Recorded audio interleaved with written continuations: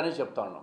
అదే సమయంలో నేను ఇంకో విషయం దీన్ని అదునుగా తీసుకొని ప్రజా సంఘాల ముసుగులో ఎవరెవరో పోయి ఏదేదో మాట్లాడి దాన్ని తెలిసి తెలియక ఎమ్మెల్యే మీద మా మీద ఆపాదించడం కూడా వాళ్ళకి కరెక్ట్ కాదు. ప్రజా సంఘాలు కూడా చాలామంది మా దగ్గరకు వస్తుంటాయి, చందాలు తీసుకుపోతూ ఉంటారు, రకరకాల కారణాలు పెట్టి. వాళ్ళలో మంచి వాళ్ళు ఉన్నారు, చెడ్డ వాళ్ళు ఉన్నారు. ప్రజా సంఘాల ముసుగులో బ్లాక్ మెయిలింగ్కు కూడా పాల్పడుతూ ఉన్నారు. వాళ్ళని కూడా చూస్తూ గమనిస్తూ ఉన్నాం.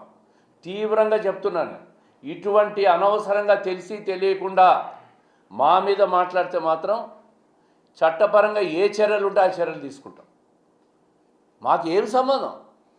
ఇద్దరు వ్యక్తుల మధ్య వివాదంలో మమ్మల్ని లాగడం దేనికి? పోలీసు వాళ్ళకి చెప్పండి, పోలీస్ స్టేషన్లో కంప్లైంట్లు ఇచ్చుకోండి, చర్యలు తీసుకుంటారు. కాకుంటే కోర్టు ఉన్నాయి, కోర్టు వివాదాల్లోకి పోండి. తెల్లవారుజామున మిడ్నైట్ పోయి వీళ్ళు చేయడము, ఒక వర్గం చేయడం తప్పు. రెండో వర్గం తప్పుందో లేదో, రెండో వర్గం కూడా దౌర్జన్యకరంగా ఆక్యుపై చేసుకొని, స్థలాలు ఆక్యుపై చేసుకొని